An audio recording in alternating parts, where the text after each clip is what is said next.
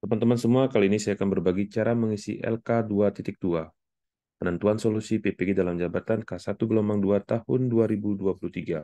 Untuk kemajuan kita bersama, mari saling dukung dengan cara klik subscribe, like, comment, dan share video berikut ini. Teman-teman semua, ini adalah format LK 2.2. Terdiri dari beberapa kolom, yaitu adalah masalah yang dipilih untuk diatasi, penyebab masalah, kolom solusi yang dipilih, kolom deskripsi, kelebihan, kekurangan, dan mitigasi. Sebenarnya menurut saya, teman-teman untuk pembuatan LK 2.2 tidak ada masalah, sepanjang teman-teman telah membuat LK 2.1. Perbedaannya di sini adalah teman-teman hanya diminta menuliskan satu persoalan yang paling urgen yang telah diidentifikasi sebelumnya. Nah, teman-teman, misalkan di LK 2.2 ataupun di LK 2.1 ataupun LK 1.4, teman-teman kan memilih dua masalah yang akan diatasi. Nah, untuk di LK 2.2, teman-teman hanya memilih satu persoalan. Nah, misalkan di sini mudah-mudahan teman-teman tidak bosan-bosan ya, karena ini hanya sebagai contoh, masalah dipilih yang untuk diatasi ini adalah motivasi belajar siswa yang rendah. Penyebab masalahnya dan telah kita identifikasi di LK 1.4 dan LK 2.1, penyebab masalahnya adalah cara guru mengajar yang monoton. Kemudian solusi yang dipilih. Nah, untuk kolom ketiga, solusi yang dipilih, di sini tidak ada keterangan ya, apakah hanya satu solusi atau lebih dari dua solusi. Intinya di sini adalah teman-teman diminta menuliskan solusi yang dipilih dari beberapa alternatif yang sebelumnya telah didiskusikan. Nah, untuk saat ini saya akan membuat contoh, yaitu beberapa solusi yang saya akan gunakan untuk mengatasi motivasi belajar siswa yang rendah berkaitan dengan cara mengajar guru yang monoton. Yang pertama itu adalah bagaimana dengan menerapkan pembelajaran berbasis masalah, yang kedua dengan menggunakan media berbasis video, dan yang ketiga itu adalah menyelipkan kegiatan ice breaking saat pembelajaran. Nah, sekali lagi teman-teman, untuk di kolom ketiga ini, teman-teman diminta menuliskan solusi yang dipilih ya dari beberapa alternatif solusi, sehingga teman-teman bisa menuliskan satu solusi, dua solusi, ataupun tiga solusi dari alternatif solusi yang telah teman-teman tentukan di kegiatan sebelumnya. Berikutnya kolom keempat, di kolom deskripsi, maka teman-teman akan menjelaskan secara singkat seperti apa solusi yang dipilih. Nah, yang pertama ketika saya akan menerapkan pembelajaran berbasis masalah, maka deskripsinya adalah pembelajaran berbasis masalah adalah pembelajaran yang menggunakan masalah nyata dalam kehidupan sehari-hari, atau istilahnya otentik, yang bersifat terbuka ataupun open-ended untuk diselesaikan oleh peserta didik untuk mengembangkan keterampilan berpikir, keterampilan menyelesaikan masalah, keterampilan sosial, keterampilan untuk belajar mandiri, serta membangun atau memperoleh pengetahuan baru. Nah, karena solusi yang kedua saya pilih adalah media berbasis video, maka saya akan jelaskan apa itu media berbasis video atau media video pembelajaran. Media video pembelajaran adalah media elektronik yang mampu menggabungkan teknologi audio dan teknologi visual secara bersama-sama, sehingga menghasilkan suatu tayangan yang dinamis dan menarik yang bisa digunakan untuk pembelajaran. Nah, karena solusi yang ketiga saya menyelipkan kegiatan ice breaking, maka di bagian deskripsi juga saya akan menjelaskan apa itu kegiatan ice breaking.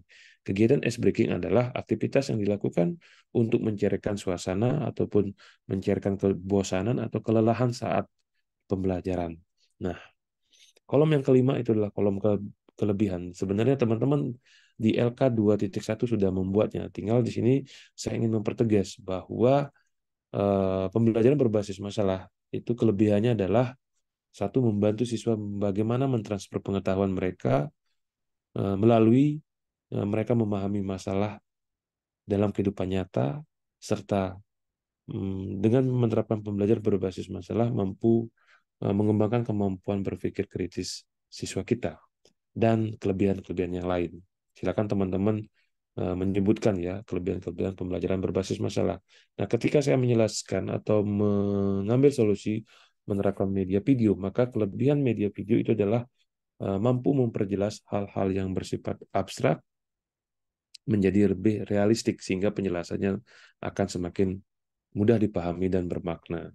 Nah, karena solusi yang ketiga itulah kegiatan ice breaking, maka di sini di kolom kelima saya akan menjelaskan apa itu kelebihan kegiatan ice breaking.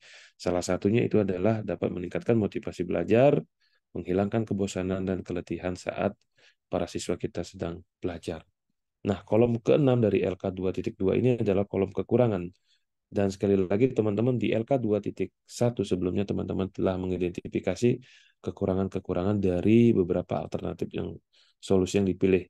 Kalau teman-teman membuat pembelajaran berbasis masalah, maka salah satu kekurangannya adalah membutuhkan waktu yang cukup untuk mempersiapkan pembelajaran.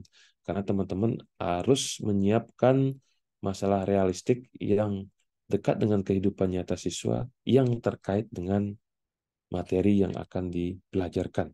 Nah, ketika teman-teman menggunakan media video, maka kekurangannya adalah kemampuan kita untuk mempersiapkan alat penayangan, apakah berupa video flyer, laptop, komputer, dan LCD, ya, sehingga mampu disimak dengan baik oleh peserta didik kita.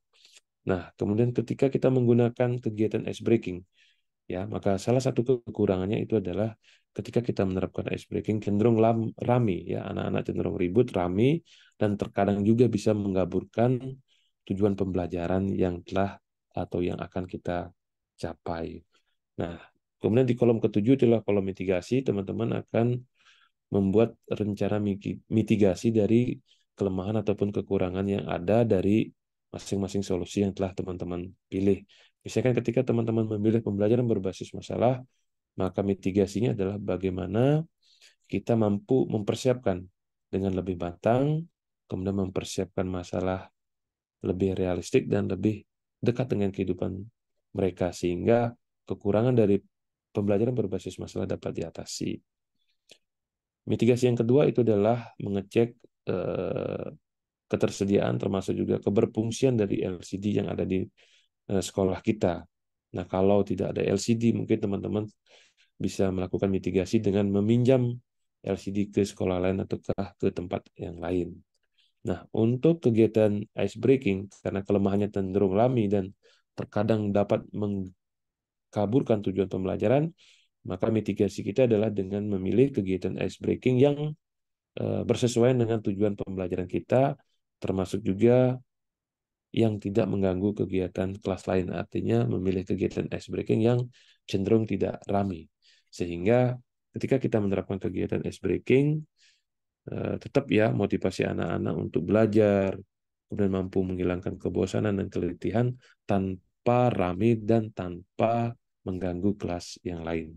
Nah, sekali lagi teman-teman, untuk LK2.2 ini basisnya adalah LK2.1 dan teman-teman hanya memilih satu masalah yang paling urgen untuk teman-teman identifikasi dan teman-teman selesaikan melalui kegiatan pengembangan perangkat pembelajaran termasuk juga melalui kegiatan PPL untuk di siklus 1 ini.